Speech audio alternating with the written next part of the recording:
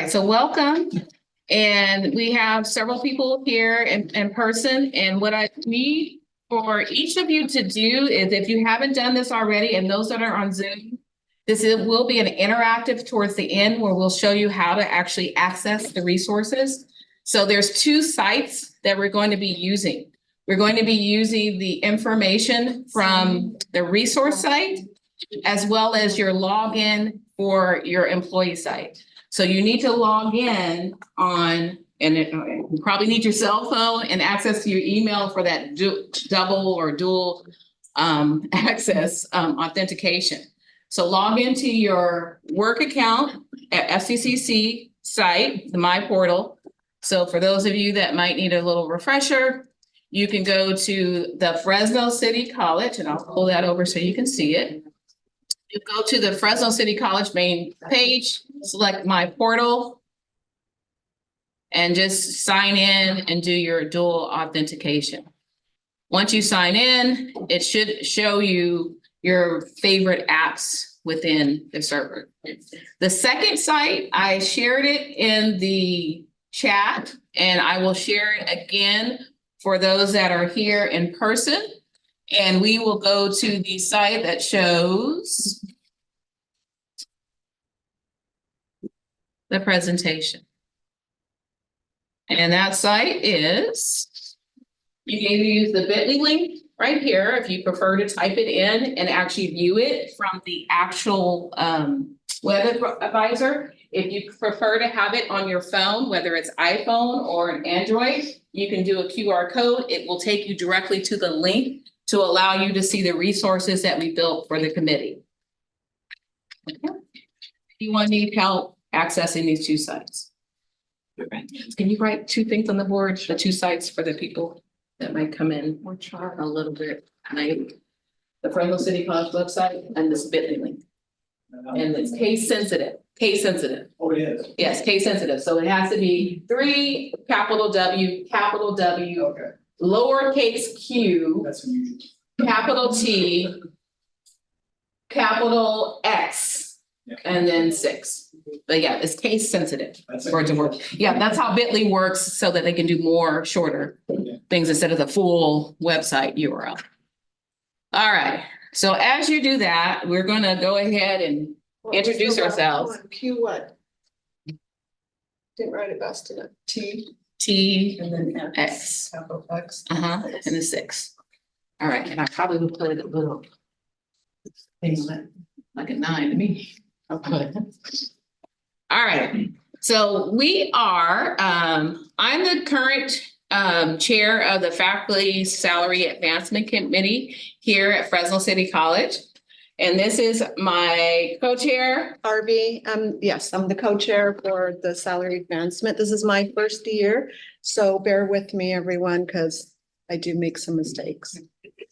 And what we're going to do today, this session is basically to inform both part-time and full-time faculty of their role as it relates to the salary advancement process and how the committee can help you, as well as which resources are out there for each individual set of people. So how many part-time people do I have? And for those that are on Zoom, you can put in part-time. And then for those that are full-time, you can put FT for full-time so we can kind of see what our audience is. So how many part-time people do I have here? Okay, and then how many full-time? Okay, all right. So, okay. And the reason why I'm asking this question is the processes are different. And the reason why they're different is because we have 2 contracts. All of this information is based on the current contract, the agreement that we have agreed with the district along with all the different campuses. So here at Fresno City College, we have our own committee in line with that contract.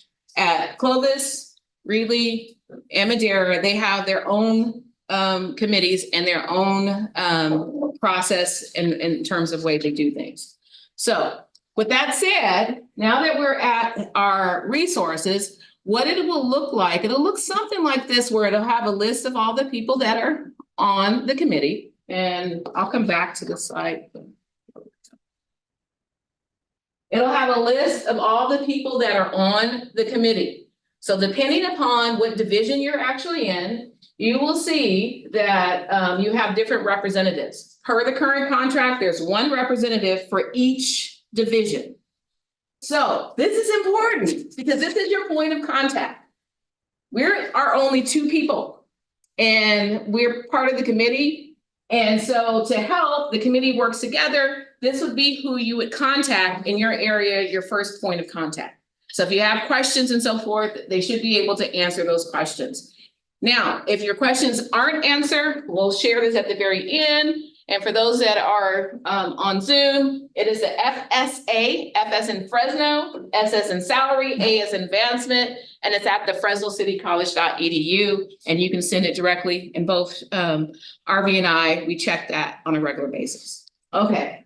And so with that said, we have a new administrator for our committee. It'll be Dr. Cooper from Library Services. She is the representative on the other side. All right. So let's go back to the workshop goals. Take it away, Arby. Okay, so we're gonna review some due dates and the process of how to submit your paperwork and your documents. Due dates are really, really important because if you don't do it on time, then you're gonna wait for the next pay period or the next due date to finally, get your payment in as far as your salary is concerned. We're also gonna show you how to see what class and what step you are in through your portal. And that's very important because as you are, for example, class 2 and you want to move to class 3, it's important to indicate that on your paperwork. And then we're going to do some sample forms of the letter of intent as well as the course approval, which is very important. You all have a copy of that physically, and on Zoom, we'll be sharing the 2 worksheets as we move along when we're working on those worksheets. Next. So we're going to, Monique has already reviewed who your representative is for each division. You're supposed to be able to access that right now? Which side? Those. No, those slides are not available just yet. It's just last year says, but after this presentation, it'll be available and released. And I'm the representative for the student services full-time counselors. And I'll go over the process for the part-time counselors because HR would be doing the entire process for salary advancement for HR. However, there's a couple of things that the committee can help you with in the sense of your course approval is what you get from us. And then you can use our letter of intent, or you can just type a paragraph indicating to HR that you are wanting to move up, what class you are currently, and then what class you would like to be. We will also like to take questions at the end because we're hoping that through this entire session, we've answered all of your questions, but however, sometimes we may have missed a thing or two. So please hold your questions till the end, and then we'll be able to answer those, providing we have some time left. So the first thing is we want to make sure you understand what the purpose or our mission is as the committee. The very first thing is that under the current contract, it requires prior approval for classes that are outside of your normal field that are not upper division courses, as well as non-credit courses such as training, for example, core distance ed training to teach your classes online. Those are examples that need prior approval. Even though they were approved for other faculty, the way the language of the current contract is now, it requires prior approval for each employee. So with that said, we as a committee, we evaluate. We do not decide whether or not you get advanced to the next salary. That's an HR responsibility. But per the contract, we are required to evaluate any petitions for any classes you plan to take in the future. And that's for both full-time and for part-time. Full-time and part-time. We are required to fill those forms. Now, majority of us are faculty, we have one administrator. We meet twice a year just to address these petitions. So this is where we require planning on the part of faculty. Okay, if I plan to take this in the summer, then I probably should fill in one of these forms during the spring. If I plan to take it next year, and I know I'm going to be busy next year, you can actually submit it early. So this year to get it approved, so it is prior to when you complete the course. And with that said, please, on the form, put as many classes as you think you're going to take. So you don't have to keep submitting a prior approval. Doesn't mean you're taking those classes, but if you're thinking about those, right? Go ahead and put them on the form. That way you've got that check mark that says, yes, you're approved. You've got the co-chair or the chair signing that form for you, and you're just holding it off to the side until you are ready to present your documentation. All right. And then the second thing that we are responsible for is for full-time employees, we review and evaluate the letter of intent. So that form is done once per year, and it's due May 1st this year. And that is the second form that actually says, hey, I would like to apply to the advance to the next step or the next two steps. But that's your official start point of what we evaluate, and then we forward it on to HR so that they can determine whether or not you are approved. All right. And this comes from the full-time agreement in Article 14 of that contract. And as discussed earlier, again, these are your representatives. And what we've done is, if you're looking at the resource webpage that you scanned earlier, or you use the bit.ly link, we have copies of the current contract that was approved last year. Keep in mind, it was retroactive. So we have to follow this, and the committee has to follow this, and the faculty has to follow it because it is a legal binding agreement between two parties. Now, this contract is very long, and I don't know if you're like any of your students. I don't necessarily want to read a book. So what I've done, or the committee has done, is we've identified the actual pages that relate to salary advancement. So for full-time, pages 44, 45, and 46 relate specifically to the process that we're discussing today. There are some schedules on page 98 and 101. For the part-time, the contract's a little bit shorter, but the pages are 43, 44, and 45, and then page 55 and 57. These links that are in the slides, and again, the slides will be provided after the training, will update it to the website. You can actually go right now and pull down the current contract and look at these pages. Now, the second part, the contract determines the class requirements for full-time and part-time.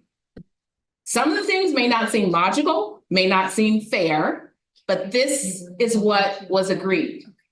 So keep in mind that when the next contract comes up, and whatever your situation is in your areas, you might want to weigh in when they ask, are there changes to the contract? So right now, we're following what was currently voted on and agreed by all the parties. Now, the contract determines the process, and then the timeline. This is really crucial. Now, I don't know about you all, but at the end of the semester, I'm busy doing grades. Beginning of the semester, I'm busy setting up my courses. So there's timelines in there so that HR, administration, your respective deans, the committee can all work together to make sure that you get your salary advancement. So please look at those timelines and be respectful of those due dates so that you don't have to wait to the next cycle.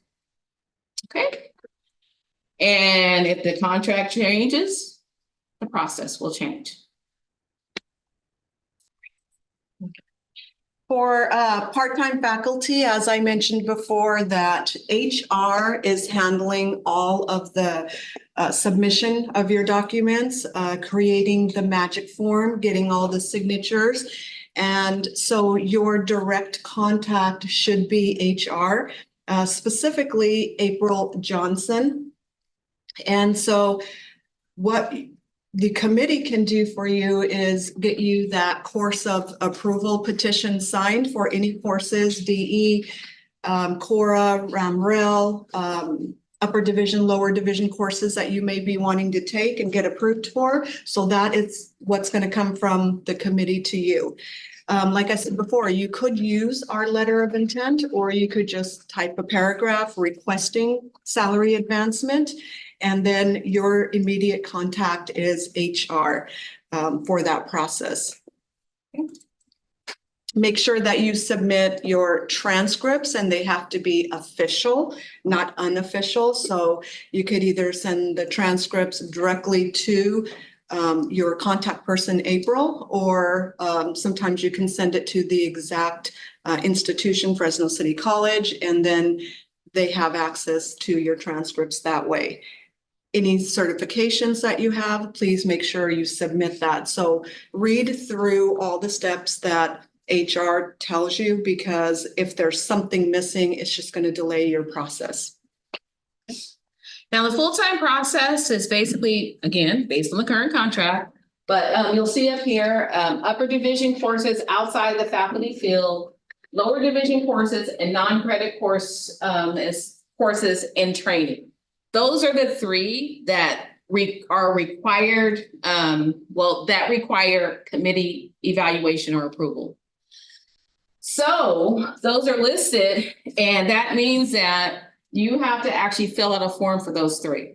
Now, on our current form, because in the past we used to do prior approval of the upper division within your field, it's on that form, but technically for full-time individuals, you can, for example, if you're going to get into a doctoral program, right? They're going to have several classes. Technically, you can go ahead and take those classes as a part of that program, but you plan not to complete it within the next year. You could actually fill out a letter of intent form with those upper division, assuming that doctorate degree is in your field of teaching or field of wherever you're working in terms of non-instructional faculty. But those other three, you need prior approval. And I keep saying the word prior because the thing is, their HR is looking at the dates. So if the committee approved it on this date, but you took it a year ago, 2 years ago, that's not prior. So they're looking at those dates. So that's why it's so important that those dates reflect prior approval. Faculty must keep copies of approved documents. We are starting, the committee itself is starting to use SharePoint to house all of the documents that we are approving and so forth. But there are some people like myself, I've been here, 22 years. And I have documents and I've watched this process change over the last 2 decades. And the thing is, you might have a person that said, hey, I don't feel like doing it this year, maybe next year, maybe 5 years from now, maybe 10, I'm about to retire, I'm going to do it this year. Well, as in a faculty, please keep copies of the forms we approve, because we don't know what might happen in the future. You want to make sure you have your own personal records, your own personal files that has those signatures, so that if it comes time where we must, I don't want to say fight, but we want to advocate for your advancement under whatever the new rules, you have these documents in your own file. So don't ask us, do you have a copy from 2005? No, we just started our database probably in the last, since the pandemic, when we start doing things digitally. The letter of intent submitted to committee before email before May 1st. So May 1st is the date in the contract. So I would say in my mind mentally, April 1st, April Fool's Day, right? That's why I'm going to send it. And then, oh, I got another month to get my stuff together. So May 1st is the date, the magic date, not May 2nd. This is when we're getting ready for the end of the semester. We want it in May 1st. And also keep in mind, if you start working on at least April 1st, you can ask your division rep on the committee if you have any questions about some of the forms, or if you did it right, or if you need a little help. So that'll give everybody some time. And the last thing, again, just like RV mentioned previously, you're going to need official transcripts for those classes taken at different universities and so forth. So official transcripts. And that's why it's sent to the counseling area, because they have access to the on-base systems. Send them to Fresno City College, So from the institution that you took the courses from that institution to our institution, and then Samantha can access your official transcripts through the portal called OnBase.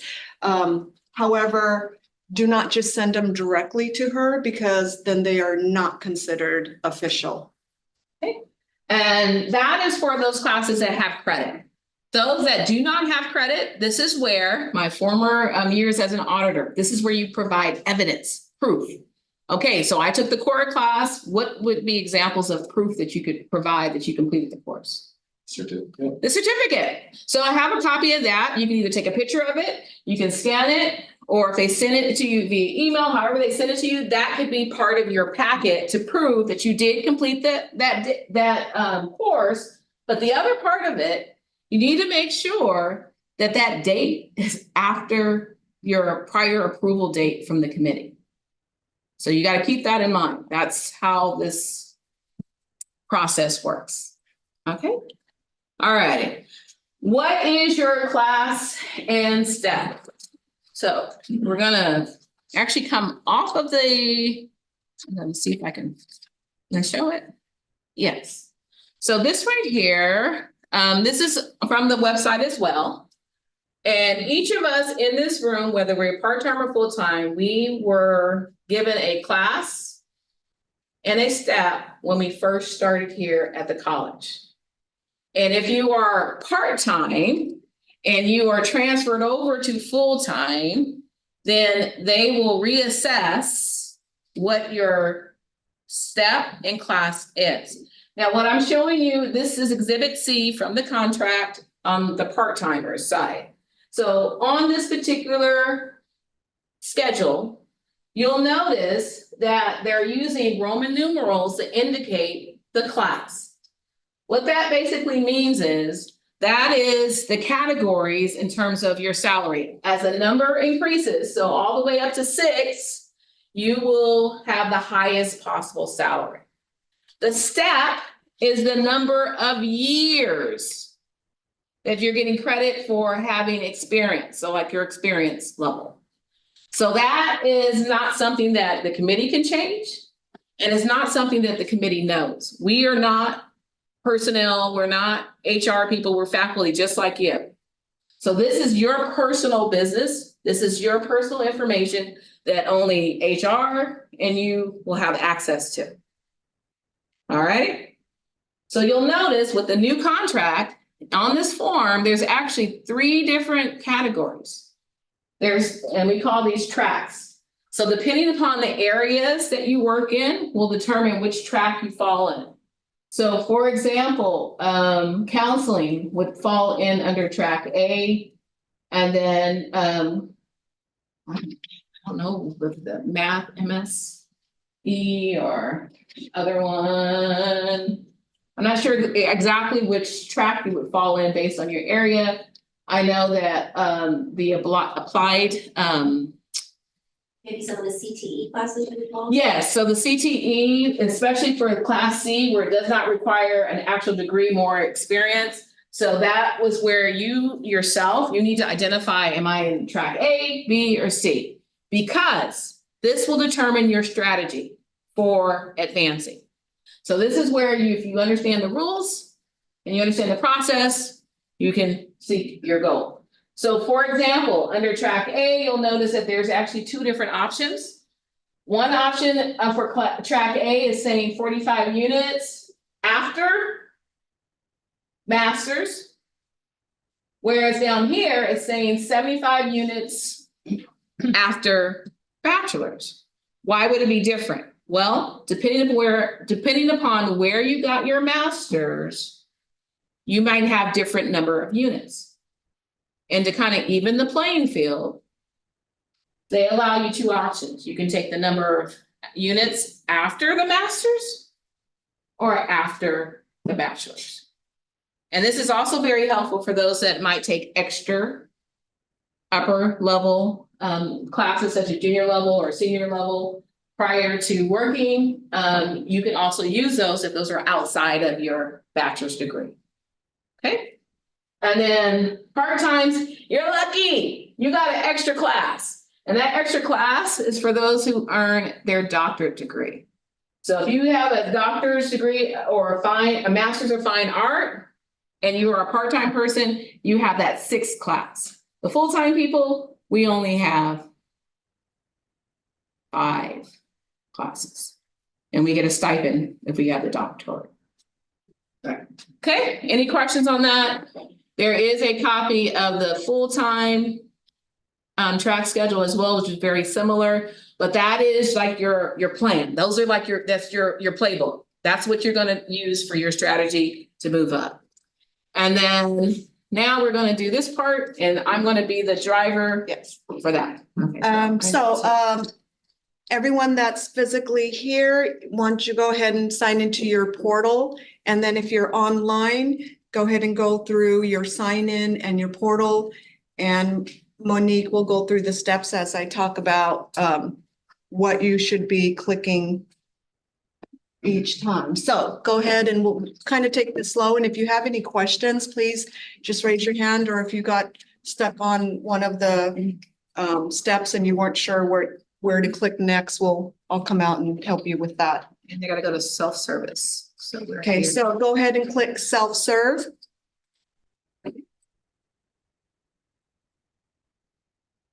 Once you are in, do we have any, I'm trying to push. having any questions? No, let me see that. I'm trying to push self-service. It's not letting me. Oh, There we it go. goes. Okay. Once you are in self-serve, look to the far left where there is a little house, a hamburger, then a little house, and make sure that you click. This is touch screen now. Yeah, so is it employment? Let's see, employment. Where there's a $sign, go ahead and click the employment. And from employment, the next step is employee. So go ahead and click that. From there, you're going to scroll all the way to the bottom where it says position, grade, and step. And once you click that, the first thing that it's going to show you is your class, as we were talking about Roman numerals. And then it's going to tell you your step, which is the amount of years that you have been here. Please make sure that that is correct, because HR can make mistakes. And we've had situations where somebody has started or they've been here a while and the pay just doesn't quite add up to what they thought it was going to be. And you look here and you see that your class and your step is already been assigned. And then when you look at the tracking chart that has your salary, your starting salary, it should have been more. So therefore, you got to go through the process of contacting HR and having that corrected. When we go over Tap on again, once we get to employee. Employment, let's see, let me go back if I can. Okay. So if you go to employment, the $sign, let's see. Yes, okay, thank you. Yeah, it's like 1, 2, 3. It's the fourth one down from the. I don't know what you call that icon, like a flag or. I don't know. Okay. Or the burger. the other thing that's really, really important is we all graduate from different institutions, and some institutions use quarter units, some use semester units.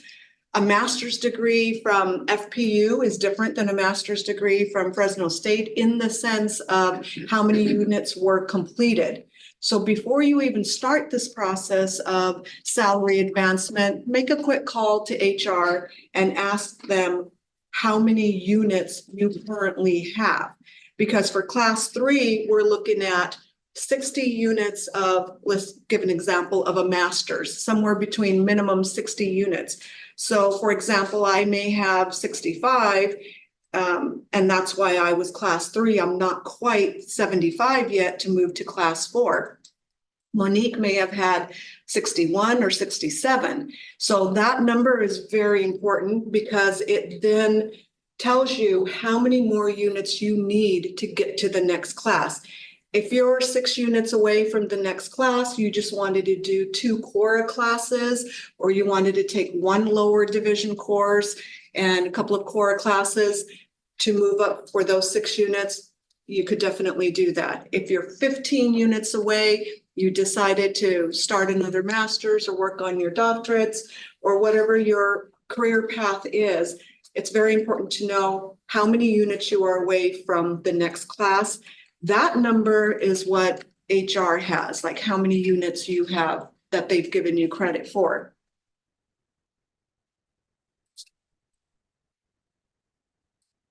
Does anybody have any questions? I do.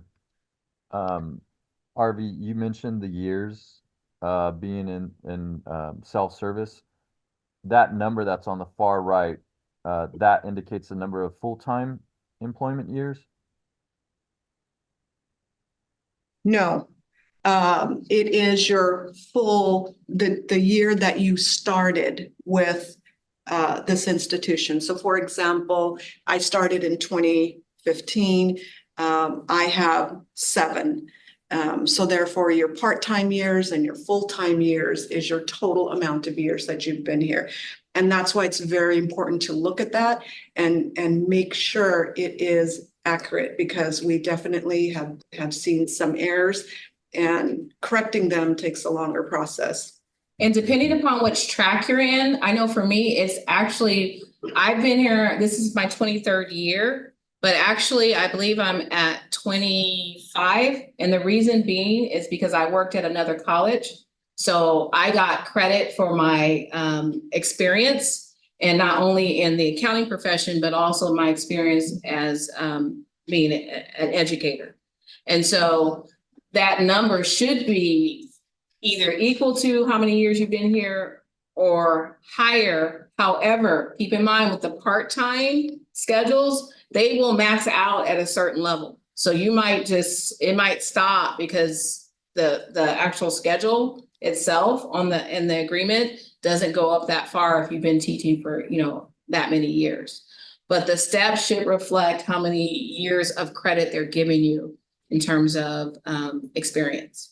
Oh, that was my question. Okay. The part-time, because I think they only take, I think I was here for 6 or 7 years. Yes. part-time. I think they only counted it for maybe 3. So they take like a percentage maybe of.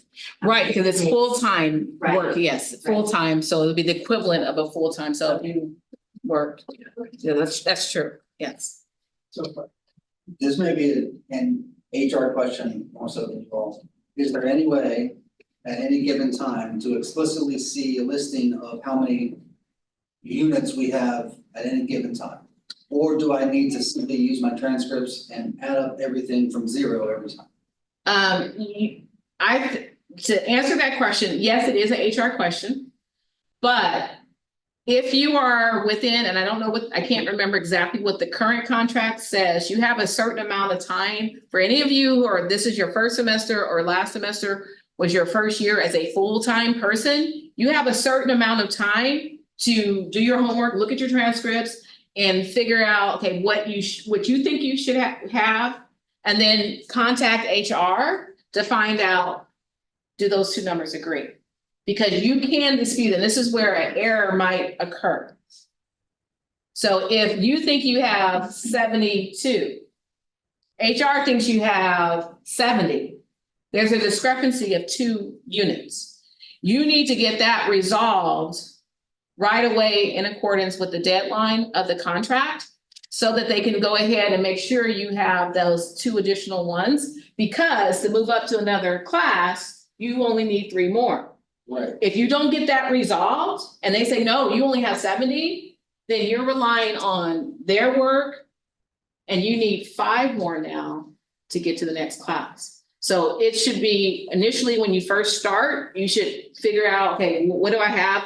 And I know I'm being recorded, but I strongly, because I am a CPA, I'm an auditor, I strongly encourage you to get it in writing. So I would not make a phone call. I would send an email saying how many more units or how many units was I placed at?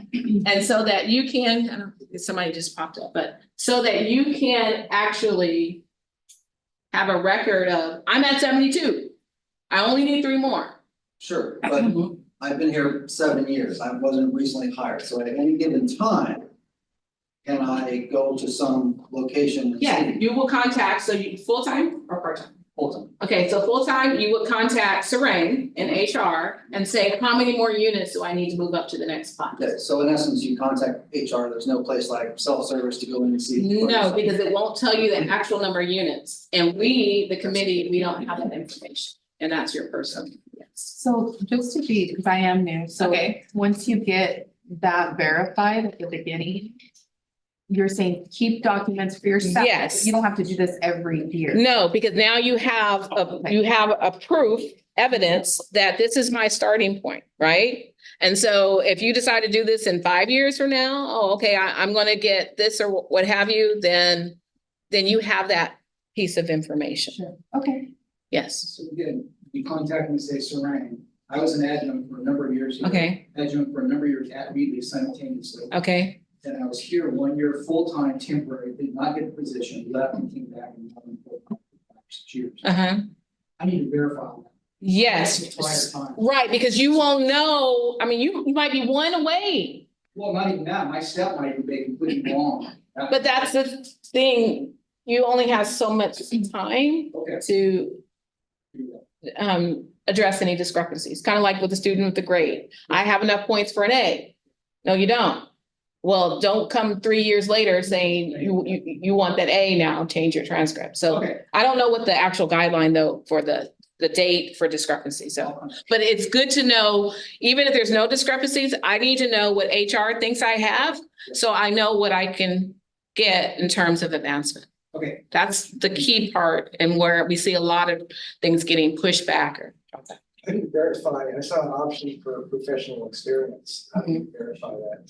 HR does that, and so, for example, if you fall under track C, which is how I fell under, I have also experience in public accounting and internal audit. And so with that information, HR, they looked at all the places that I worked. And so that information was used in terms of my classification. So you would have to verify with HR how much time that they gave you. And we wouldn't know as the committee. Okay? So for our Zoom followers, the question was, how can you verify all of your work and all of your experience, and how did HR make that decision? So the question is, again, going back to an email sent to HR and asking those specific questions.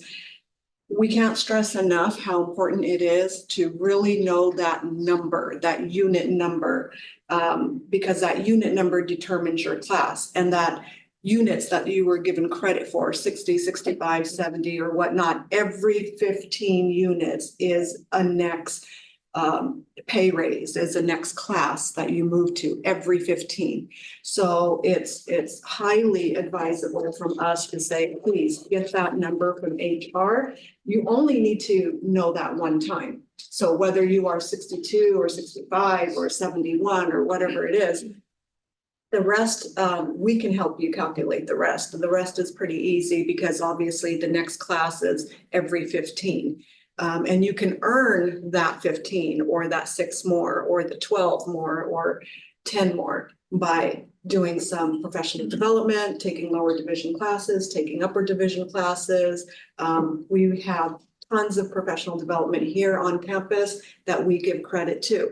Speaking of that, I went to the Quora website and they've added tons of new Quora courses. So one of the things that I really advocated for is that some Quora classes were 15 hours of work, but I saw some that were 20, 25 hours of work. So the committee approved to give you more than 1 unit if you did more than 15 hours. And so we created the formula of 15 hours divided by the amount of Quora hours that you've put in. So it's 15 hours. That Quora specific class is 25 hours. You will now get 1.5 three unit credit rather than just one credit. So again, it's all prior approval, even though someone right next to you took the Cora class, microaggression. You now want to take it. They were already approved. Please don't assume that it's already approved for you. I mean, it will be. We don't have a problem signing for that. However, get that prior approval. On our end, it's not an issue. Again, with HR, it's an issue in the sense of when you provide your proof that you've taken that course, your registration for it, your certificate for it, whatever it may be, that has a stamp date. Our course approval has a stamp date. And so they need to know that you got prior approval before taking that course. So if you're done, you're done. You get not to take core. Oh, It's not, right? Same thing. So Cora had a couple of options. So the question is, if I already took Cora, then I guess I'm done. Yeah. Cora had a stipend, and then now Cora also has for you to use the units for salary advancement. But there's additional, I thought new core classes There are coming are up. new- There's some new ones, yes. Yes, but you can't get prior approval for the pass, yes. And the other thing to remember too, because RamRail, I know is something popular on our campus. You can't have it both ways. If you get paid to take the class, you cannot use it for class advancement. You get paid to take the training, you cannot use it for class advancement. You get paid to go to the conference, you cannot use it for class advancement. It's either you need to choose which one is better for you financially in terms of advancing on the scale. Yes, To get pre-approval for it, is it through it's through the committee. the committee, through Yes, you guys? So then yes. I would initiate that with an email to you first? No, and that's what we're So discussing we're right gonna now. go over how to get your pre-approval. I'm sorry, we have one more question? Yeah, sorry, it took me a second to log in. That's okay. Where was it that it shows that how many years of experience to the, I thought you said that there was. It's a step. The step It's is just 20 whatever the step is. Yes, that's Oh, I what thought they're it said giving. it on the self-service somewhere. I Oh, thought that's what you were saying. It is on self-serve. I will show you after the session, so that way Right, if you're just talking about the step is on self-service, your class and your step. okay. It's Yes, on On that, I self-serve. thought it had- yeah, the step is what they gave you credit for. No problem. Okay, so right here, course prior approval form. So we did print out some copies for the people that are here in person. And there's two separate forms. One is the letter of intent, and then the other is Course approval. Course approval. So I don't know if anybody didn't get them, we have them hand up here. So on this form, let me get one. Oh. One of them is a 3-page and the other is a single. No, but I need a copy, yeah. I don't think that's. This is what we're gonna talk about. I'm sorry, the 3-page. So this course prior approval, and again, on your resource page, we have a copy of it. It is fillable.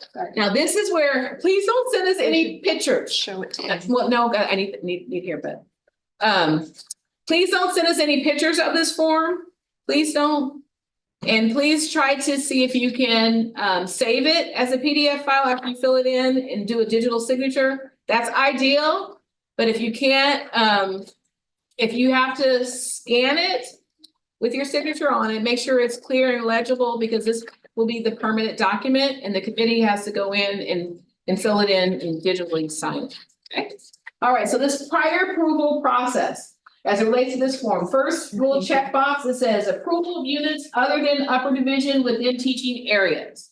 So this means that for the prior approval in the current contract, it was those 3 items that I mentioned. First, upper division outside of your field, lower division within your field, and then courses, non-credit courses, workshops, training, all that stuff that do not have official credits. The second set, little box, it has petition for units of upper division within your teaching area, requires prior approval before completing the form. Completing the class. So what that basically means is if you decide to go and take a, I don't know, a upper division ceramics class for teaching and accounting, that would be kind of hard to, you need prior approval so you can at least get the committee to buy off on that. Petitions for course approvals, March 1st and October 1. We've changed that date because we were meeting December 6th. And that was just not very good for the people on the committee, that last week of the semester. So now it is March 1st and October 1st to allow for time for those people that want to register for classes that are coming up here at the campus, as well as for planning purposes for the summer or a year out in advance. Yes. Fresno State, for example, does not release their next semester's classes until after those dates. Okay. Semester, so how would I petition for classes I don't know? Well, you know that you want the class. It doesn't have to be actually a class that's being offered. You know the name of the class? No. You don't? Release the classes and They don't have a list of all the classes they teach or offer? after those dates. I guess, but it's part of a program. Like we have a list of every class. We may not offer the class, but there's a list of every possible class that a school We could. have a Because catalog. I know Fresno State, when I go there for the accounting program, they may not offer that auditing class, but it is part of a program. So if you pick a class from a program, So even if he doesn't take it that very semester, he could take it Yeah. in future semester and you could put it in Potentially at a just time. like 10 or 12 courses. yes, you could do that, yes. And that was where, if, let's say if you're going to, you're gonna get a certificate in, I don't know, diversity, equity and inclusion. And you're gonna get the certificate, and they have 6 classes. You can go ahead and put all 6 of those classes on there. And you only take one, or you don't take any until what, 2025? Right, that makes sense. How about sometimes they create special courses, like one-off courses? Then you would have to Wait and take it the next. time it's offered if it's a brand new course. It's a one-off course. Like sometimes they do special topics.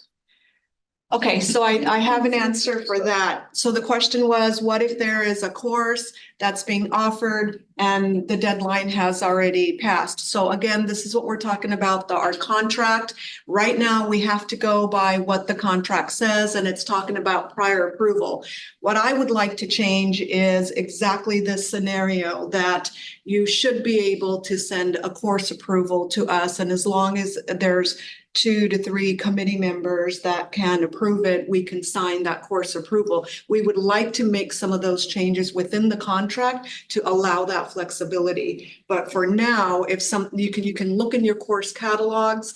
If something new is being offered, then please do your due diligence to contact Fresno State, as you were using that example. And if something's being offered, you kind of know the name, not really sure about the number and whatnot, try to get that information on who's teaching it, contact the professor. I mean, just like we tell our students to kind of do a little bit of their homework, do the best you can and get that course approval from us. And one option you can have, if it's between March 1st and May 1st, you can go ahead and submit the form because we will be meeting after May 1st.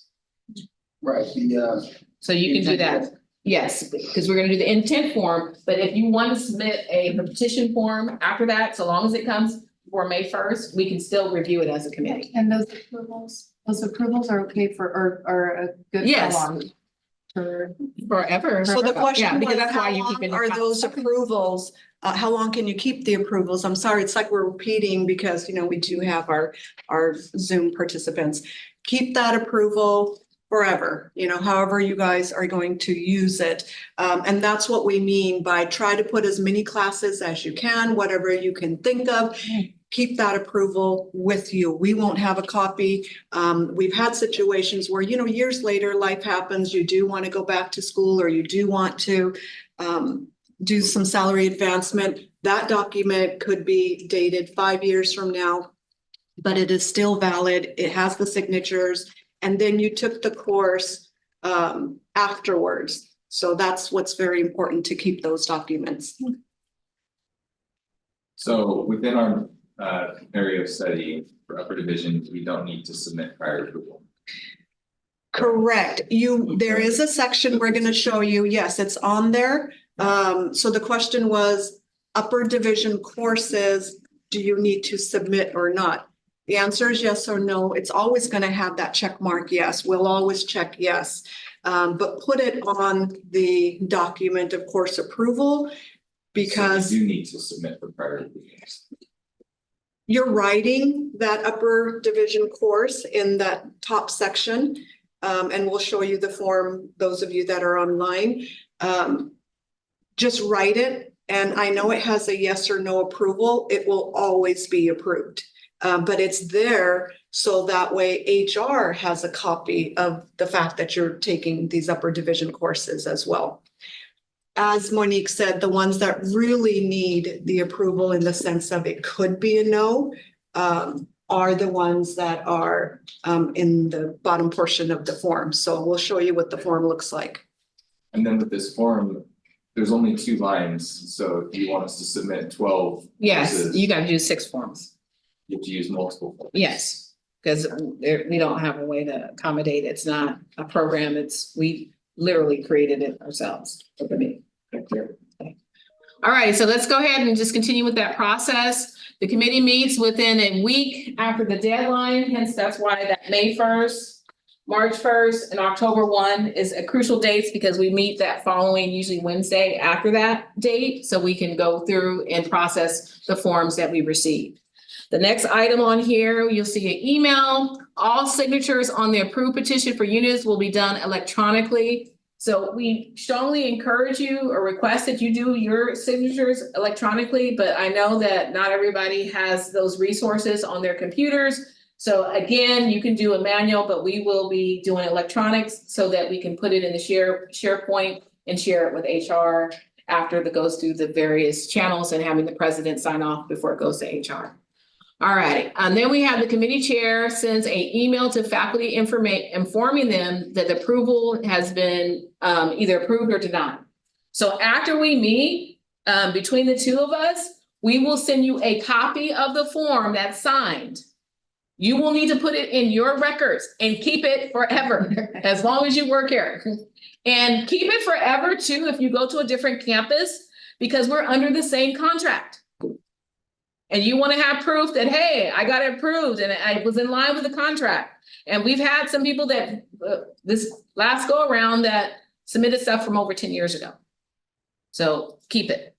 The next thing is that they will contact us, but depending upon the situation, when you start, once it gets to HR, we don't always get notification. So make sure you have your ducks in a row so you can advocate for yourself if there's any discrepancies. Okay. And then the last 2 boxes, Cora, as we mentioned, we already talked about, 15 hours, 1 unit. If you have any other programs, just use that 15 hours as the base number. For every 15 hours, you get 1 unit, and we do fractions. We do know how to use our calculator, so you will get credit for those. 3 units maximum of lower division can be used. Okay. Now this is, well, one thing that has tripped up many faculty. For each classification, except for, I think track C is a little bit different. But for tracks A and B, whether part-time or full-time, you can use up to 3 units per advancement level. So if you're advancing 1 level, there's a maximum of 3 that you can use. Why did they use 3? Because that's 20% of 15. Okay? And you can use those 3 for the hours as it relates to non-credit, and you can use those 3 for the lower division within your field. So that's a total of 3 plus 3, that's 6. Let's say you have 9. If you have 9, you can only use 6. 3 for the Cora, 3 for the Microsoft Office, whatever training class that you took for your lower division. Those other 3 will have to be used for the next class advancement unless you max out at 5 or 6, depending upon what your level is. Does that make sense? Questions? Transitioning between classes 2 to 3, right, requires 30 additional units, right? So 20% of 30 is 6. So yes, so that's what there's an exception. So for, if you fall in class C, with the way the current contract is written is 20%. And there's some additional language in there where it maps out where you don't get necessarily the amounts, and we can go through that for that, because we have very few, but a few people that are in that circumstance. But track C is a little bit different. Okay. And then that's it. So now this is a slide that's just the conversion. All they're doing is the math from quarter to semester. And we just use, because some classes, I mean, some institutions still use quarter systems. All right, so we're going to go ahead and go so we can have enough time. The form. And we have that. And you tell them about the first part, and I'll kind of, do you want to? That's fine. Jack? Either way, Okay, it's fine. you're done. This is what we were talking about as far as your, please make sure you have your name. We did modify this form a little bit because there was a different process, again, as we mentioned, for full-time versus part-time. And so now we've modified this form to add full-time and part-time. So we can also help look at the tracks that you were originally in, and was this form filled out correctly, so we can help you. In addition, we also added division to it. And so that from going forward for the full-time, your division person is the one going to do the magic form. And for those of you who do not know what a magic form is, that is basically giving you authorization through your budget to be paid for that additional amount for the class. So we need to know your division so we know which admin, AI, I forgot their title, needs to process it before it goes through the channels and eventually have the president sign it. So this go around, we had 33 faculty members, and we were trying to assist them and help them. And then the process got a little messy. So we're just trying to hope that this year to kind of clear some way of how to do this more efficiently and effectively. And so therefore your representative is really who you should contact. However, the committee is definitely here to help you guide through the process and get you to those correct answers. So within the very first part of that form, that's your upper division courses that we will, I like to say, always check. Yes, it's always approved. However, if you're taking upper division that is not within your teaching field, that's something that, you know, we could, as a committee, make that determination. The portion that says lower division units within or outside of your teaching and the continuing ed, those are classes that perhaps you want to take here at City College or any other institution, but it is a lower division course. And then, of course, the continuing ed it's mostly filled out with the REL, Cora, and other professional development courses that you have taken. And those are the ones that really need that approval. And so therefore, that is what the committee will meet and make that decision on. Okay. And you'll notice here on all of the boxes down here, we actually added this part because of sometimes some forms do not have it. But if you're not sure of the units you're allowed, please at least let us know the number of hours. So if it's a core one, put 15. If it's a core that requires 25, you put 25, the hours, and we will convert the hours to the units. Okay. And then, of course, we've actually received forms that weren't signed. So we want to make sure that, oh no, this is the letter of intent. We're supposed to have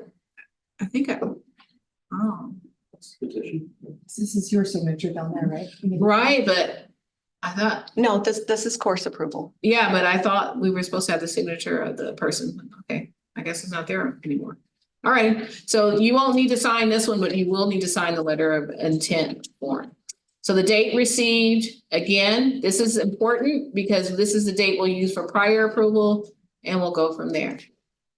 And let's go to the next form, letter of intent.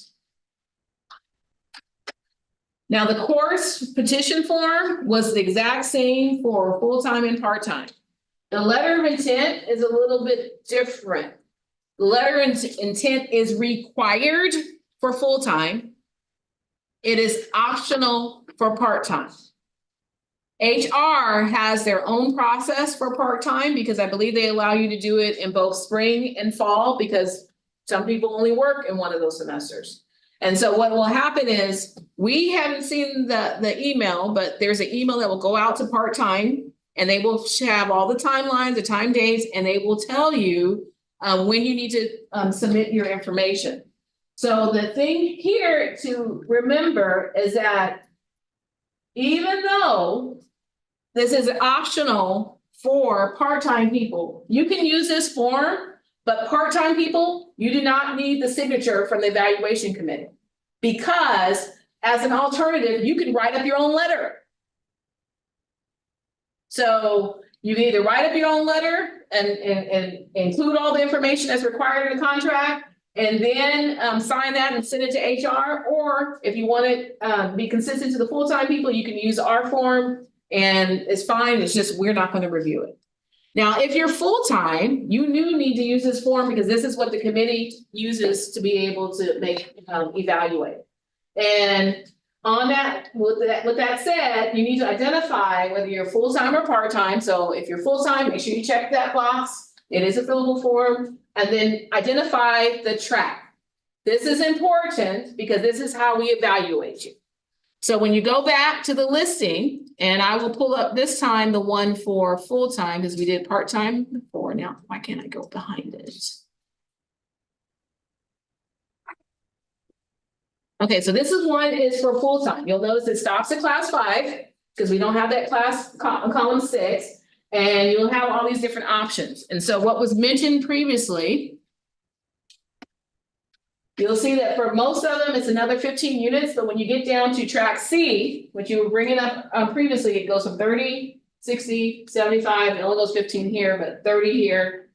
This one 30 to 60, so it could be something other than 15. But with the top 2 tracks, A and B, all of them are what? Normally 15, except for this particular one for item B. But up here for A, you'll see 60, 75, 90, 60, 45. You see all those 50 point increments, okay? Now, some of this might say, it's not fair, it's not consistent. This is what was in the agreement. So this is what we go by. This is the current contract. So you'll notice that when you look at the numbers, 30 to 45, it's after the masters, after the bachelors, do whichever one is more advantageous for you, okay? And we'll do the same. We're advocating for you. So if we see that, oh, they'll get it if they do it after bachelors, then we'll do it that way. If you see it's better after masters, then we'll do it that way. So that is what you need. That's your goal number. So when you're doing the form, let's see.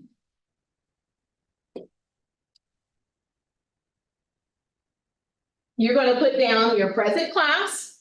So you'll notice here, I can't forget the people on Zoom. You're going to put down your present class.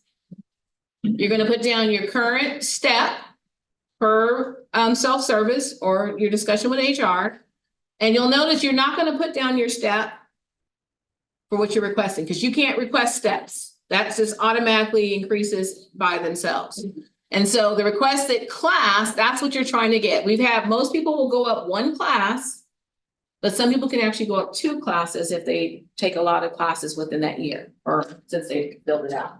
Now you'll notice that if you request the class, you're going to tell us both scenarios, 2 scenarios. This is how we can advocate for you. You're going to tell us the number of semester units you had after your bachelor's. And you're going to tell us how many you had after your master's. Now, please be mindful that this total also includes the additional amounts that proves or shows that I am eligible for class 4 or class 3, whatever you're requesting. So if you need 75, that number should be 75 or greater. If you need 60, that number should be 60 or greater. So if you are taking Quora, other training classes or non-credit, you also need to include that in there to show that those numbers are going to equal that 75, 60, or 40. Because when we go here, we're like, oh, okay. They have enough. And then right here, number 2, this is, I keep forgetting about you guys, people. Okay, number 2, this is what the committee is going to look at. Do you have enough to get to that class? Show us the documentation. So if you need 2, you need to put in 2 semester units.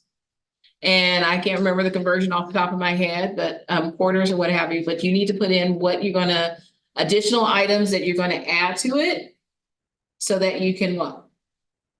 Show that you should be in class 4, 3, whatever class it is.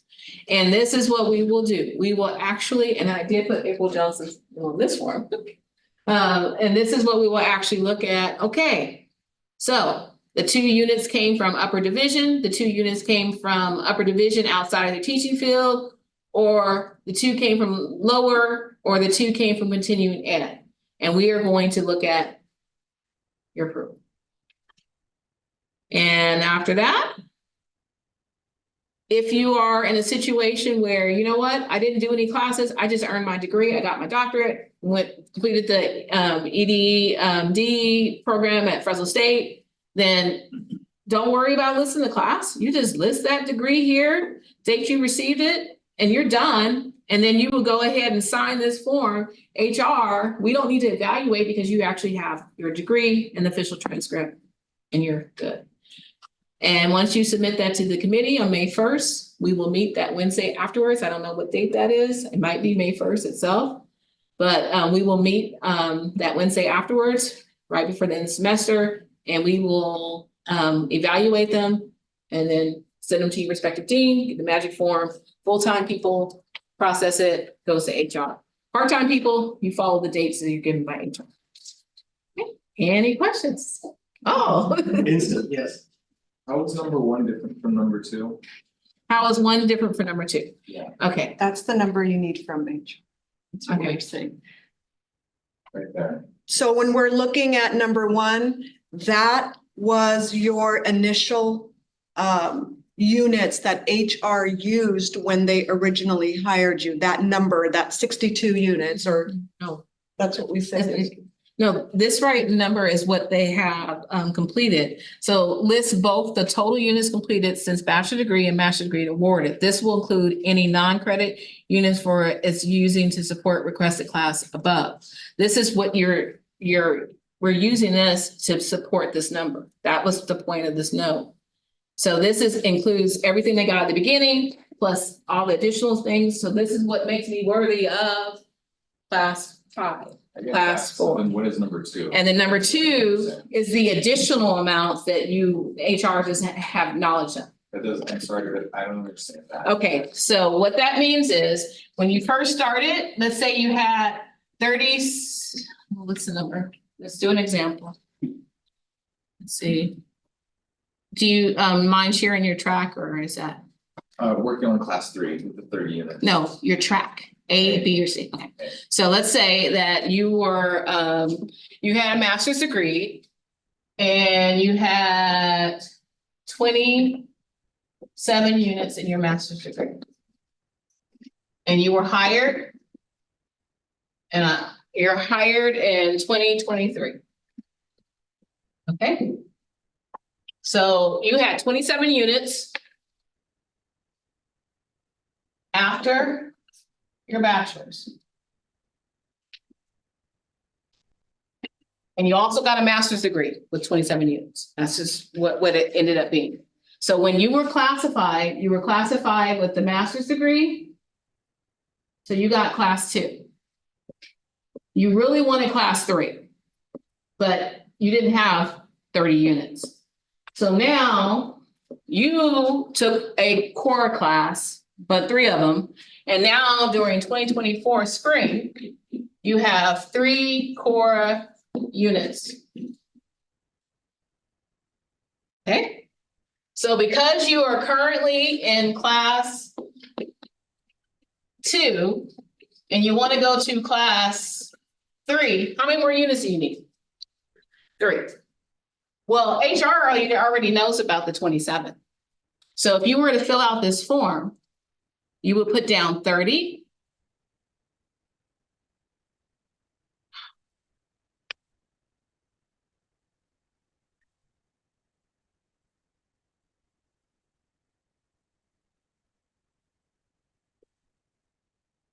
You would put down 30 on the form. Just blank.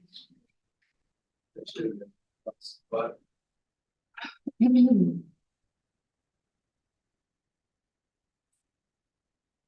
I can't write in the form right now because I don't have the fillable down there. I don't have Adobe, but you would put down, get very clear, but you would go ahead and put down, requested class advancement, you would put down 3. Then you would do total units completed subsequent to your bachelor's degree. You would now put down 30 because you got this 3 extra.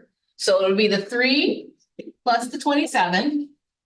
And then subsequent your master's degree, you would put down 3. Because your master's degree was 27. So you would put down 30 here. And you would put down 3 because you got 3 additional units after the master's degree. Does that make sense now? Yeah, I get. the Okay, point. so then, because you put down 27 and 3, then down here, additional, since previously not submitted to HR, you would also put down 3. Because HR doesn't know that you took a class in 2024, they only evaluate you in 2023 when you first started. Okay, So 27, 3, and then the 3, and we don't care about the master's degree, right? We trust that HR did their job. The committee is going to say, where's your score certificate for those 3 classes? And that's what we're going to look at. Check, check, check. And what you're also going to do, because you are claiming those 3, you're going to list those 3 here. And you're going to list down the semester you took them. Yeah. And then the number of hours completed would be 15, 15, 15. And then we'll say, yes, yes, yes. And then you'll have what you need and you move on to the next. we don't need to write all of our classes from. No, because HR has already proved that. This is just, all we're doing is the additional things that you did to move up to the class. I got a question. I'm in type C and I actually have, I think, 80. Okay, we're out of time, but if you have specific questions, I believe there's another session coming up. We'll answer it.